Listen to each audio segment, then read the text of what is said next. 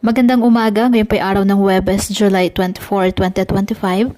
Update po muli sa lagay ng panahon. Bagyong si Emong mabilis po na lumakas, isa na pong ganap na tropical storm category.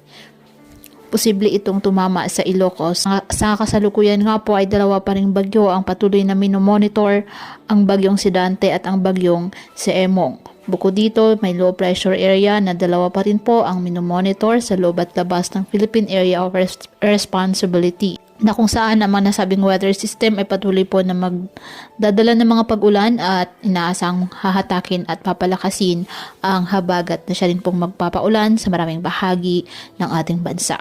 Taglay ngayon ng bagyong Dante, ang lakas ng hangin na aabot sa 65 kilometers per hour malapit sa sentro at pagbugso nga aabot sa 80 kilometers per hour. Kumikilos north-northwestward sa bilis po na 25 kilometers per hour.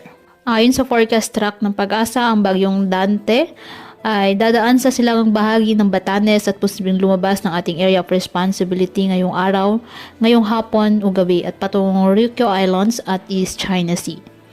Maring bahagya pang lumakas pero mababa ang tsansa na maging severe tropical storm category.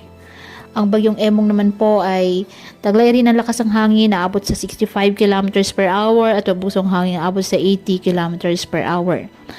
Ayon sa forecast track ng Pag-asa, kikilos pa kanluran ngunit maglulup sa West Philippine Sea ngayong araw bago kumilos pa Hilaga Silangan. Posibleng dumaan malapit sa Ilocos Region, Babuyan Island at Batanes. Hindi inalis ang posibilidad na pagtama sa lupa o landfall effects sa mga nasabing lugar. Sa ngayon, nakataas ang Tropical Cyclone Wind Signal number 1 sa Ilocos Norte, kanlurang bahagi ng Ilocos Sur, hilagang kanlurang bahagi ng La Union, kanlurang bahagi ng Pangasinan.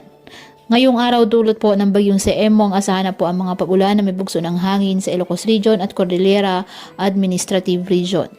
Dulot naman po ng habagat, asahan ang monsoon rain sa Metro Manila, Zambales, Bataan, Tarlac, Pampanga, Bulacan, Cavite, Laguna, Batangas, Rizal at Occidental Mindoro.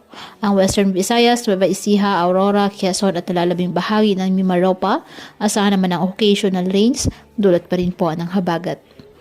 Asahan naman ang maulap na kalangitan na may kalat-kalat na mga pag-ulan at thunderstorm sa Cagayan Valley. Dulot pa rin po yan ng bagyong si Emong. Ang Bicol Region at nalalabing bahagi ng Visayas, asahan naman ang maulap na kalangitan na may kalat-kalat na pag-ulan at thunderstorms dahil naman po yan sa habagat. Ganun din po, asahan ang bahagyang maulap hanggang sa maulap na kalangitan with isolated rain showers or thunderstorms sa Mindanao. Epekto pa rin ng nasabing southwest monsoon. Iba yung pag-iingat po sa banta ng mga biglaang pagbaha at pagguho ng lupa.